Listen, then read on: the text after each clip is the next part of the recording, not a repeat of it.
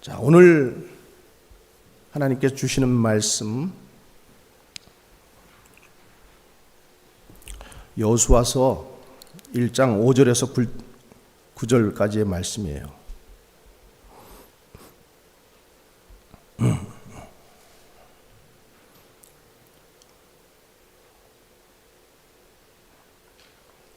여호수아서 구약에 있어요? 신약에 있어요? 자, 여호수아서 1장 5절에서 9절 말씀 우리 한번 같이 읽어보겠습니다. 시작. 내 평생에 너를 능히 대적할 자가 없으리니 내가 모세와 함께 있었던 것 같이 너와 함께 있을 것임이니라. 내가 너를 떠나지 아니하며 버리지 아니하리니 강하고 담대하라. 너는 내가 그들의 조상에게 맹세하여 그들에게 주리라 한 땅을 이 백성에게 차지하게 하리라.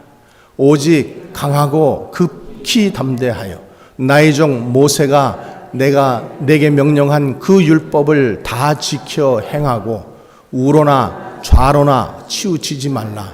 그리하면 어디로 가든지 형통하리니 이 율법책을 내 입에서 떠나지 말게 하며 주야로 그것을 묵상하여 그 안에 기록된 다 지켜 행하라. 그리하면 내 길이 평탄하게 될 것이며 내가 형통하게 내가 내게 명령한 것이 아니냐. 강하고 담대하라. 두려워하지 말며 놀라지 말라. 내가 어디로 가든지 내 하나님 여호와가 너와 함께 하느니라 하시니라. 아멘. 형통의 축복의 말씀이에요. 올 한 해 여러분들의 삶이 형통하시고 축복 받으시기를 바랍니다. 그러기 위해서 오늘 우리가 준비한 말씀, 제가 준비한 말씀은 강하고 담대하라는 거예요. 올 한 해 무슨 일이 일어날지, 어떤 상황이 덮칠지 우리는 알지 못하지만은 오직 하나님 믿고 말씀 의지하고 가면은 하나님께서 너를 형통케 하시리라 이렇게 약속하셨습니다.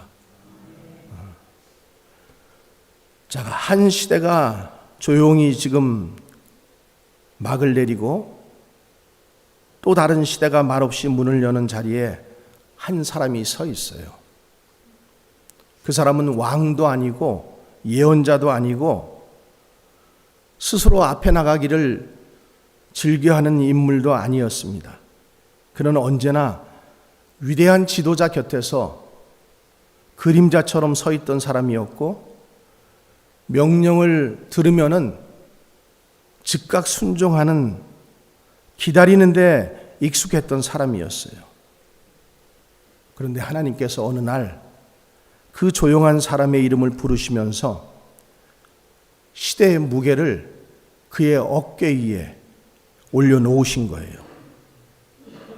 그래서 오늘 1절 말씀부터 이렇게 쭉 보면은 상황이 어떻게 전개되느냐, 모세가 죽은 후 이렇게 전개가 되고 있어요. 우리가 잘 알고 있는 그 모세, 이스라엘 백성들을 출애굽으로 인도했던 그 모세, 그 모세가 지금 죽은 다음에 여호수아가 원하던 원치 않던, 아마 제가 보기에는 원하지 않았을 거예요.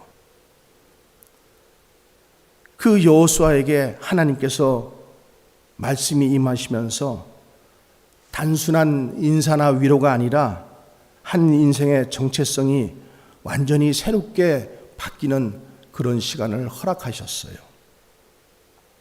그러니까 하나님께서 처음 이 여호수아에게 하신 말씀은 이제 가나안 땅을 들어가서 너가 저 땅을 어떻게 정복하고 어떤 전략과 전술을 가지고 저 땅을 정복하라는 그런 계획이 아니었어요. 하나님은 먼저 현실을 얘기하십니다.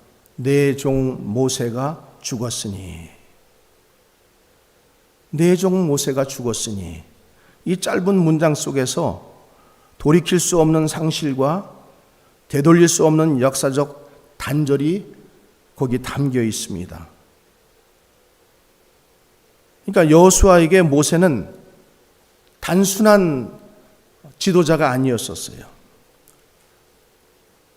광야의 방향이었고 하나님의 음성을 해석해 주던 통로였고 불안한 백성 앞에서 늘 먼저 서주던 보호막과 같은 그런 존재였어요. 근데 이제 그 모세가 없어진 거예요. 그 사실 하나만으로도 정말로 이스라엘 백성들은 또 여호수아와 이스라엘 백성들은 혼돈의 지경이 되었는데 하나님께서는 그 현실을 직시하시면서 정직하게 말씀하시는 거예요. 여러분, 믿음은 현실을 부정하지 않습니다. 오히려 믿음은 현실을 있는 그대로 항상 얘기해요. 그러면서 그 안에서부터 하나님의 음성이 항상 시작이 됩니다. 내가 힘드냐? 내가 배고프냐? 내가 어려우냐? 이게 현실이거든요. 고통이 있느냐? 병이 있느냐? 그 현실 속에서 항상 하나님께서 현실 속에서 만나 주시는 거예요. 그러면서 하나님께서 뭐라고 하시냐면은 이제 너는 이 모든 백성과 더불어 일어나라. 일어나시기를 바랍니다. 하나님께서 여호수아에게 요구하신 첫 번째 행동은 나가서 가나안 땅을 정복하라. 이게 아니었었어요. 일어나라. 일어나라. 영적으로 깨어나라. 그러니까 하나님께서 일어나라라는 것은 이렇게 우리가 어떤 행동의 어떤 행동으로 일어나는 것을 지금 꼭 얘기하는 것뿐만 아니라 마음의 자리를 바꾸는 것을 말씀하고 있는 거예요. 마음의 자리. 이제 여호수아야, 너는 더 이상 맨날 모세의 그 명령만 듣던 수종의 자리, 뒤에 서는 자리, 지켜보는 자리가 아니라 이제는 책임을 지는 자리, 결단을 내려야 하는 자리, 백성의 불안을 함께 짊어지는 자리로 나아가라는 그런 부르심이었어요. 하나님께서는 여호수아가 준비가 되었는지 준비가 안 되었는지 물어보지도 않으셨어요. 그가 능력이 있는지 능력이 없는지 하나님은 시험해 보지도 않으셨어요. 대뜸 여호수아에게 이제 일어나서 너는 이 모든 백성들과 함께 나아가라는 거예요. 그러면서 그 다음 하시는 말씀이 너희 발바닥으로 밟는 곳, 너희 발바닥으로 밟는 곳. 약속이 이미 주어졌지만은 그 약속이 실제가 될 때까지는 순종이라는 그 순종이 있어야지만은 약속이 실행이 되는 것입니다. 하나님은 말씀하셨어요. 약속하셨어요. 그런데 그 약속을 들어야만, 우리가 순종할 때만 그 약속은 실행이 되는 거예요. 실천이 되고 우리 앞에 현실로 다가오게 되는 거예요. 그러니까 약속은 은혜로 주어지는 것이지만 하나님께서 우리에게 은혜로 주시잖아요. 근데 그 은혜는 언제나 순종 위에서 경험될 수밖에 없다는 거예요. 그래서 처음에는 우리가 하나님을 알아야 돼요. 근데 아는 것에 그치면 안 된다는 거예요.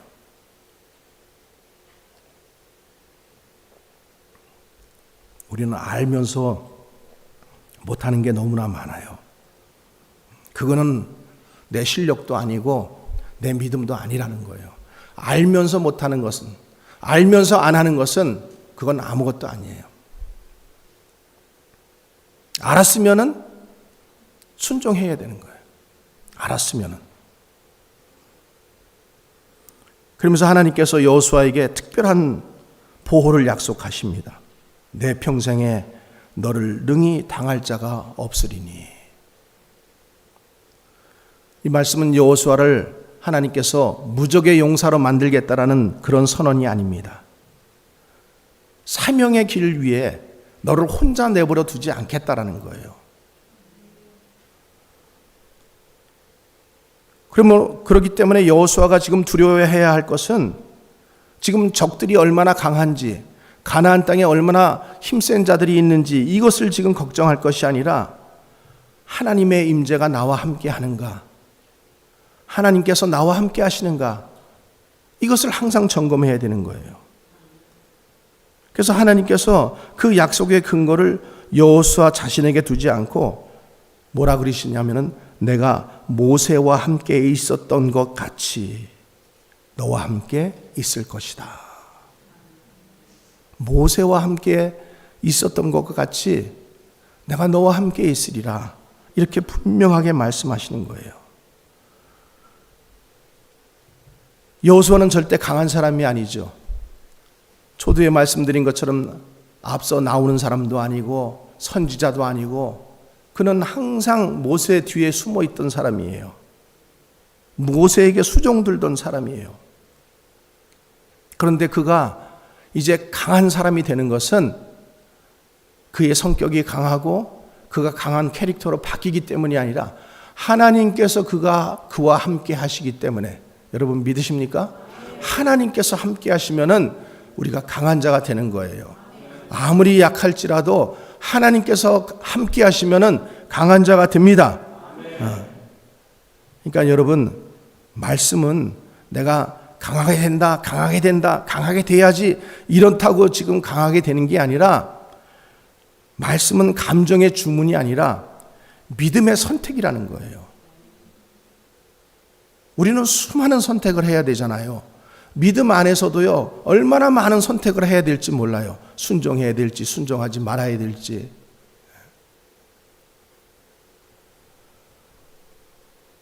하나님께서 여호수아에게 두려움이 없을 거라고 약속하지 않으셨어요. 오히려 두려움이 있을 것을 아시기 때문에 그 두려움보다도 더 깊은 곳의 문제를 지금 말씀하시는 거예요. 그 기준이 뭐예요? 믿음을 가지라. 나를 믿고 담대하라. 그러니까 이 담대함이라고 하는 것은 상황이 좋아졌기 때문에, 주변 여건이 좋아졌기 때문에 오는 감정이 아니라 말씀이 분명할 때 우리가 붙잡게 되는 태도라는 거죠. 특히 하나님께서 여호수아에게 강조하신 것은 전쟁의 기술이 아니라 말씀에 대한 태도였었어요. 그래서 오늘 말씀에도 보면은 이 율법책을 내 입에서 떠나지 말게 하며 주야로 그것을 묵상하라. 성도님들 올 한 해 정말로 한번 말씀 의지해 보세요. 말씀만 의지해 보세요. 오늘 이 말씀대로 이 말씀을 내 입에서 떠나지 말게 한번 해보세요. 그것을 주야로 묵상하고. 그러니까 하나님께서 여호수아가 가나안 땅에서 성공하기를 원하셨지만은 그 성공의 기준을 어떤 땅의 확장이나 무슨 성취나 그런 것에 두지 않았어요. 어디다 두었다고 했어요? 말씀에 기초를 뒀어요. 말씀. 그러니까 여러분, 말씀은 단지 읽는 대상이 아니에요. 그게 입에 머물러야 하고, 그 다음에 마음에 머물러야 하고, 그 다음에 그것이 삶에 머물러야지만 그 말씀이 되는 거예요. 그러니까 하나님께서 지금 모세를 다음해서 이스라엘 백성의 리더가 된 여호수아에게 하나님께서 원하시는 것은 뭐예요? 너는 말씀에 붙들린 사람이 되어라. 말씀에 붙들린 사람. 여러분들이 말씀에 붙들린 사람들이 되시기를 주님의 이름으로 축원합니다. 인간적으로 생각해 보면은 지금 여호수아에게 더 필요한 건 뭐예요? 빠른 판단력, 과감한 결단력, 또 어떻게 하면 저 지금 가나안 땅을 빨리 공격해가지고 내가 저 땅을 빨리 뺏을 수 있을까, 이런 어떤 지혜나 이런 것들일 거라고 생각하잖아요. 그런데 하나님은 그게 아니라는 거예요. 그 다른 것들보다 먼저, 전쟁을 하기보다 먼저 뭘 하라? 말씀을 묵상하라. 말씀을 묵상하라. 바쁠수록, 불안할수록, 위기가 클수록 말씀 붙들라는 거예요. 그러면은 하나님 방식은 언제나 우리들이 생각하고 있는 우리 본능의 방식과는 항상 반대예요. 그래서 그 말씀을 붙들면은 그 말씀에서부터 하나님께서 길을 여신다라는 거예요. 사랑하는 성도 여러분, 이 말씀은 먼 옛날 여호수아에게만 주어진 말씀이 아닙니다. 우리 역시도 인생의 어느 지점에서 모세가 죽은 자리, 그런 자리가 있게 된다라는 거예요.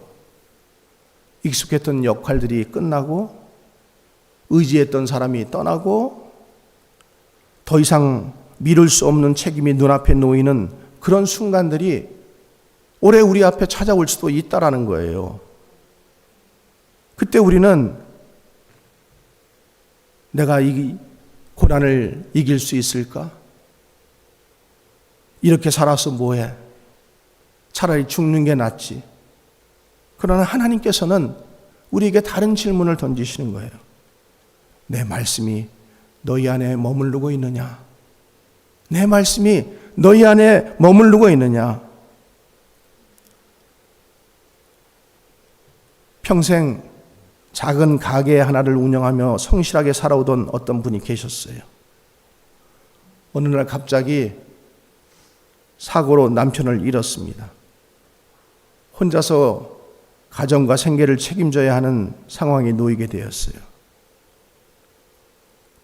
그래서 그는 스스로 나는 여호수아와 같은 처지가 되었다라고 고백했어요. 준비되지 않았고 두려웠고 앞이 보이지 않았어요.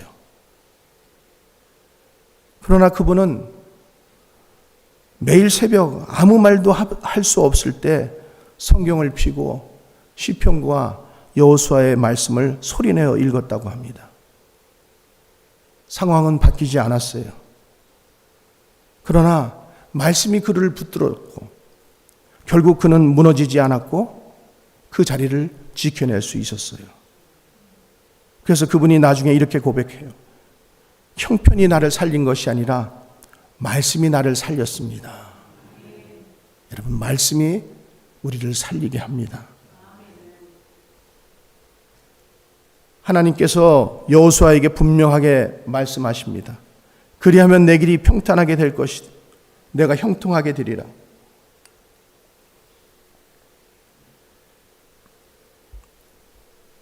여기서 말하는 형통은 세상적인 성공이나 축복을 얘기하는 게 아닙니다. 하나님 뜻에서 벗어나지 않는 삶의 정렬을 얘기하는 거예요. 질서, 나의 삶의 우선순위 무엇인가? 예배인가? 먹고 사는 문제인가? 친구와의 약속인가? 내 얼굴인가? 말씀이 중심이 될 때 여러분 흔들리지 않을 수 있습니다. 환경은 바람처럼 변해요. 그런데 항상 말씀이 중심이 되어 있으면 그 사람은 무너지지 않습니다. 마지막으로 하나님께서 다시 한번 여호수아의 마음을 붙드십니다. 내가 내게 명령한 것이 아니냐. 이 말씀은 그냥 명령이 아니에요. 이 말씀은 관계를 말씀하시는 거예요. 하나님께서 여호수아를 홀로 세워놓지 않겠다. 혼자 싸우게 두지 않겠다. 내가 어디에 가든지 내 하나님 여호와가 너와 함께 하게 하겠다. 예수님께서도 우리에게 말씀하셨잖아요. 마태복음 28장에 내가 땅 끝까지 항상 너희와 함께 하리라. 하나님과 함께 하고 우리가 하나님과 함께 하면은 하나님은 정말 우리의 도움이 되시고 우리의 의지가 되시고 우리를 형통하게 하시고 모든 것을 이루시는 하나님이십니다. 이게 오늘 우리가 읽은 여호수아 1장의 결론이고 동시에 모든 믿음의 여정에 주어지는 약속이라는 말씀을 여러분 기억하시기 바랍니다. 하나님은 두려워하지 말라, 놀라지 말라 이렇게 말씀하셨어요. 한번 여러분 생각해 보세요. 모세가 갑자기 죽었어요. 무리 중에 있는 여러분들에게 갑자기 하나님께서 내가 이 리더를, 이 백성들을 인도하라 이러면은 당황되지 않겠어요? 나는 아무 준비도 안 했는데요. 기도도 안 했는데요. 그러니까 두려울 수밖에 없는 거예요. 그러니까 놀랄 수밖에 없는 거예요. 두려워하지 말라, 놀라지 말라. 여러분 올 한 해도 두려워하지 마시기 바랍니다. 놀라지 마시기 바랍니다. 하나님께서 함께 하시면은 그 어떤 문제도 다 뛰어넘을 수 있습니다. 여호수아가 용감한 사람이기 때문에 이렇게 말씀한 게 아니에요. 그가 정말 두려움이 많은 사람이기 때문에 어느 누구보다도 두려움을 잘 아는 사람이기 때문에 하나님께서 여호수아에게 이렇게 말씀하신 거예요. 특히 우리는 내가 경험해 보지 않은 어떤 자리에 설 때 우리는 흔들리잖아요. 여호수아는 광야에서 수많은 전쟁을 해보았잖아요. 그런데 항상 그는 2인자였어요. 모세 뒤편에 서 있었어요. 그가 직접 하나님의 명령을 해석한 적도 없었고 백성 앞에 선두에 서서 어떤 것을 외친 적도 없어요. 그래서 하나님께서 그의 그 떨리는 마음을 알고 계신 거예요. 그러면서 하나님께서 너가 좌로나 우로나 치우치지 말라.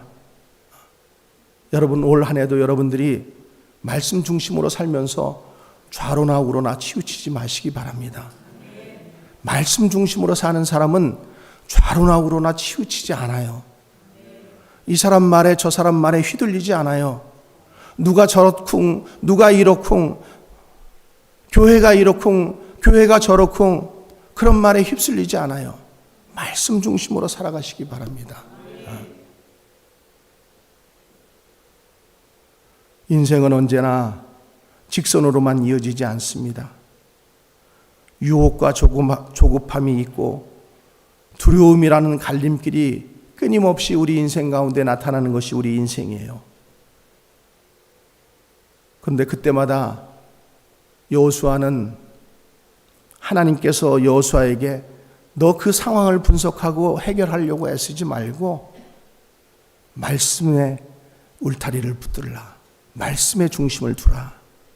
말씀이 판단의 기준이 되고 행동의 울타리가 되고 흔들리는 마음을 너가 붙잡을 수 있는 길이 된다. 그러니까 여러분 수많은 말을 우리가 듣더라도 수많은 말씀을 듣더라도 말씀이 우리 중심에 딱 있으면 흔들리지 않을 수 있어요. 이 사람 말이 맞는 것 같고 또 저 사람 말이 맞는 것 같고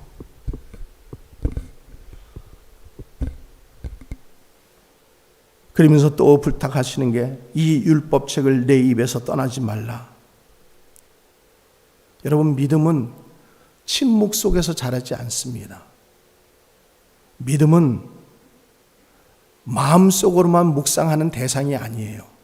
믿음은 입술로 고백되어지는 생명의 언어입니다. 그래서 말씀이 입에서 떠나지 않는다는 것은 삶의 순간순간마다 말씀이 자연스럽게 흘러나와야 돼요. 말씀을 새벽부터 보아서 기도하고 또 보고 또 나가지만은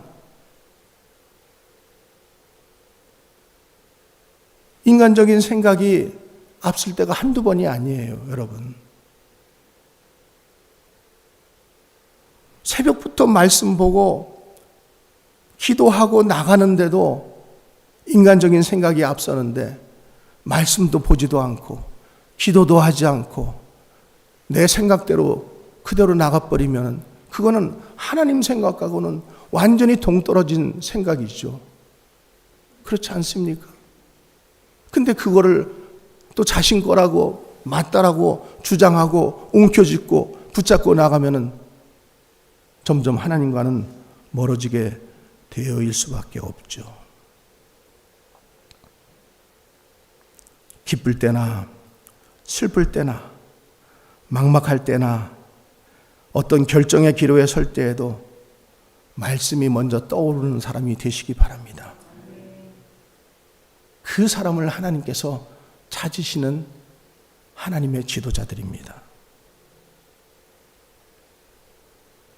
여호수아 시대는 우리가 잘 아는 것처럼 가나안 땅을 정복하는 정복 시대가 아닙니다.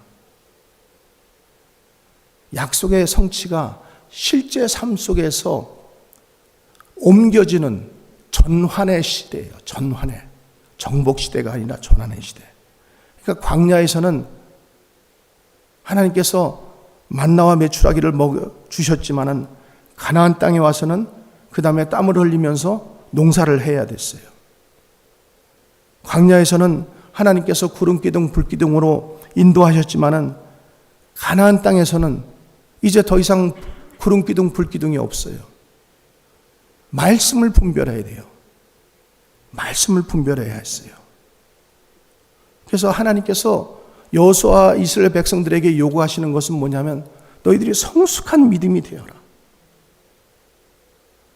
그 성숙의 핵심은 그 말씀이 나를 지배하고 있는가? 나는 말씀을 따라서 살아가고 있는가?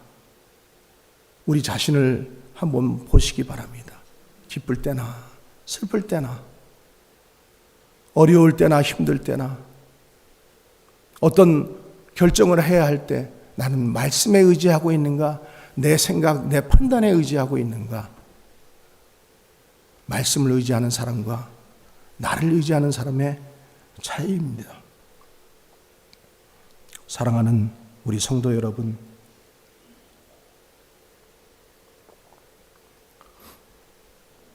우리는 종종 하나님께 담대함을 구하면서도 정작 담대함의 근원이 되는 말씀을 소홀히 할 때가 너무나 많아요.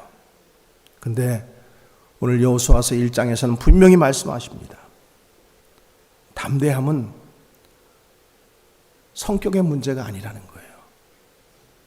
담대함은 말씀과의 거리의 문제라는 거예요. 내가 말씀을 얼마나 가까이 하는가, 내가 얼마나 말씀을 멀리 하는가. 말씀이 멀어질수록 마음은 흔들리고 말씀이 가까워질수록 영혼은 단단해진다는 것입니다. 그래서 하나님께서 여호수아에게 3번이나 강하고 담대하라, 강하고 담대하라.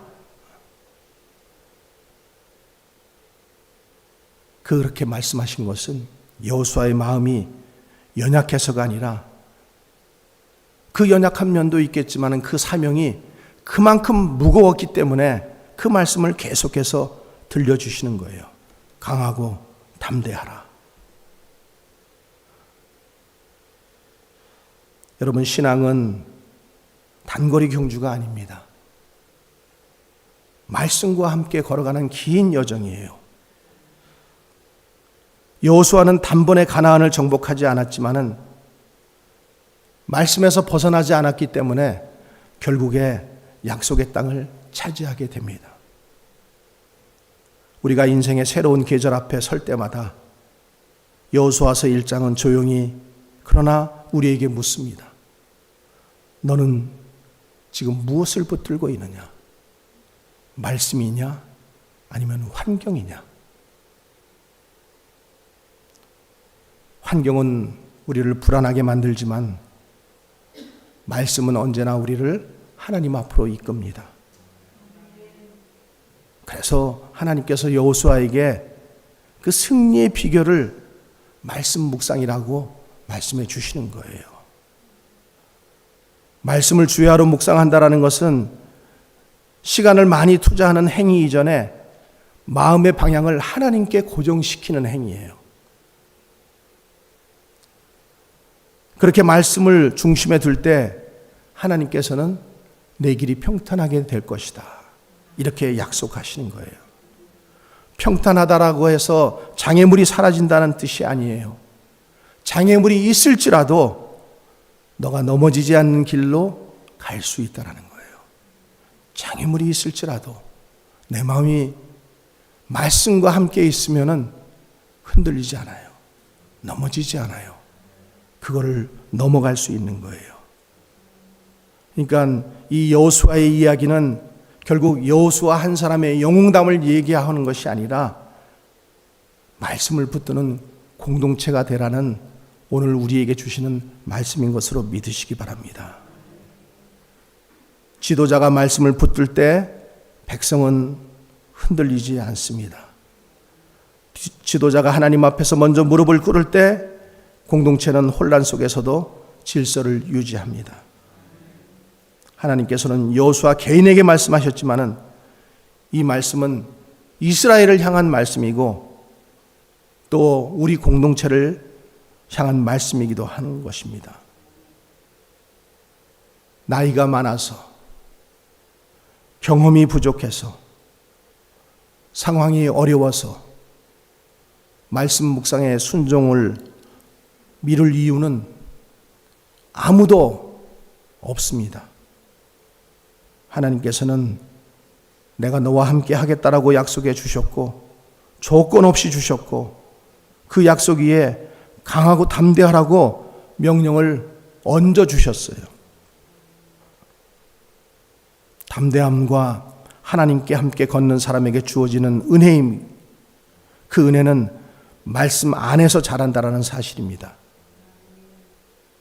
이제 여호수아는 요단강 앞에 서게 됩니다. 물은 아직 갈라지지 않았고 적들은 여전히 강해 보이고 백성의 마음도 완전히 하나로 모이지 않았습니다. 그러나 한 가지는 분명했어요. 말씀이 이미 여호수아의 마음에 깊이 새겨졌고 그 말씀은 앞으로 펼쳐질 모든 장면을 견디게 할 힘이 된다라는 사실이죠. 그래서 여호수아 1장이 단순히 여호수아의 서론이 아니라 모든 승리의 영적 기초가 된다라는 사실입니다. 말씀을 붙드는 사람은 상황을 초월하지는 못해도 상황에 매이지 않습니다. 두려움이 사라지지 않아도 두려움에 지배당하지 않습니다. 하나님께서 여호수아에게 주신 이 약속, 오늘 우리의 삶에도 여전히 살아있는 말씀이라고 믿습니다. 강하고 담대하라. 이것은 무거운 짐이 아니라 하나님과 동행하라고 하는 하나님의 초대인 것입니다. 우리는 인생의 중요한 순간마다 선택의 갈림길에 섭니다. 그 선택 앞에서 우리는 흔히 확실한 보장을 원합니다. 그러나 하나님께서는 여호수아에게 결과를 미리 보여주지 않으셨어요. 대신 말씀을 주셨고 함께 하겠다라는 약속을 주셨어요. 여러분, 이것이 믿음의 본질이에요. 믿음은 모든 것을 다 보고 나서 걷는 게 아니에요. 하나님의 말씀을 붙들고 아직 보이지 않는 길을 걸어가는 것이 믿음이에요. 그래서 여호수아 1장 9절의 말씀이 내가 어디로 가든지, 이 표현 속에서 여호수아의 미래가 이미 하나님의 시야 안에 들어와 있다라는 말씀이에요. 하나님께서는 여호수아가 이제 전쟁터에 설 것도 아셨고 실패하게 될 것도 아셨고 백성의 원망과 지도자의 고독도 이미 알고 계셨어요. 그럼에도 불구하고 하나님께서 한 걸음도 물러서지 않고 말씀하십니다. 내 하나님 여호와가 너와 함께 하느니라. 이 약속은 여호수아만을 위한 말씀이 아닙니다. 모든 믿음의 사람에게 주시는 하나님의 약속입니다. 인생길은 언제나 예측할 수 없고 때로는 이해할 수 없는 방향으로 흘러가기도 합니다. 그러나 어디로 가든지 너가 말씀을 붙들고 있으면 내가 너와 항상 함께하리라. 길이 험해도 하나님께서 함께 하시면 그 길은 실패의 길이 아니라는 거죠. 여호수아는 담대하라고 하신 하나님의 말씀에 하루아침에 담대해지지는 않았습니다. 그는 요단강을 건너면서 다시 한번 두려움을 마주했고, 여리고성 앞에서는 인간의 상식을 뛰어넘는 명령을 들어야만 했고, 아이성의 패배 앞에 낙심의 눈물을 흘리기도 했습니다. 그러나 여호수아는 한 가지 놓치지 않은 것이 있어요. 말씀을 떠나지 않았어요. 그가 넘어질 때마다 다시 일어날 수 있었던 이유는 말씀이 그의 삶을 붙들고 있었기 때문입니다. 사랑하는 우리 성도 여러분, 우리에게 강하고 담대하라고 외치는 이 말씀, 여러분, 그 말씀 이전에 우리가 먼저 말씀에 머물기를 주님의 이름으로 축복합니다. 우리 삶에도 여전히 요단강이 흐르고 있고, 건너야 할 책임이 있고, 감당해야 할 사명이 있고, 피하고 싶지만 지나가야 할 시간이 있습니다. 그때마다 하나님께서 우리에게도 동일하게 말씀하십니다. 강하고 담대하라. 두려워하지 말라. 놀라지 말라. 이는 내가 능력이 있어서 그러는 것이 아니라 내가 홀로 걷지 않기 때문이다. 내가 어디로 가든지 내 하나님 여호와가 너와 함께 계신다. 이 말씀이 설교의 문장으로 머무르지 않고 성도 여러분들의 마음속에 깊이 담아지는 믿음의 말씀이 되기를 바랍니다. 그래서 여러분의 말씀이 생각을 붙들고 선택을 인도하고 두려운 밤에도 말씀을 지켜주는 등불이 되시기를 주님의 이름으로 간절히 축원합니다. 아멘. 기도하겠습니다. 우리 기도할 때 한번 우리가 매일 말씀을 이제 읽고 있고 읽는데 말씀을 읽는 차원을 넘어서 삶의 선택 앞에서 먼저 말씀을 묻겠습니다. 이런 결단을 할 수 있으면 좋겠고요. 두려움이 사라질 때까지 기다리지 않고 말씀을 붙든 채 순종하겠습니다. 이런 결단. 하나님께서 나와 함께 하신다는 약속을 상황보다 환경보다 내가 더 신뢰하겠습니다. 가정과 일터와 교회에서 말씀의 기준을 삶의 기준으로 드러내겠습니다. 또 새로운 책임과 사명 앞에서 도망가지 않고 일어나 나가겠나이다. 이렇게 결단하며 기도하는 우리 모두가 되게 해달라고 이 아침에 우리 한번 합심해서 기도하겠습니다. 강하고 담대하라고 말씀하여 주셨으니 감사합니다. 말씀과 함께하는 삶을 살아갈 때에 내가 너를 떠나지 않겠다. 너와 함께 있겠다. 하나님께서 말씀하여 주심을 감사합니다. 이 약속의 말씀 붙들고 올 한 해 주님 말씀 붙들고 사는 저희들 되게 도와주시옵소서. 말씀 붙들고 주님 승리하는 저희들 되게 도와주시옵소서. 주님 모든 판단의 기준이 말씀이 되게 도와주시옵소서.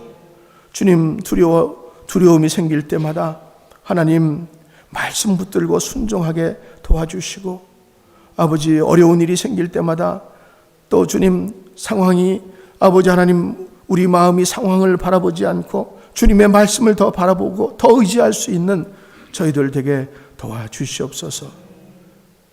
주님 새로운 책임과 사명 앞에서 도망치지 않게 하시고 하나님께서 함께 하시라고 말씀하여 주셨으므로 그 약속 말씀 붙들고 굳건하게 뚜벅뚜벅 믿음의 길을 걸어갈 수 있는 우리 모든 성도들 되게 하여 주시옵소서. 예수님 이름으로 기도하옵나이다. 아멘.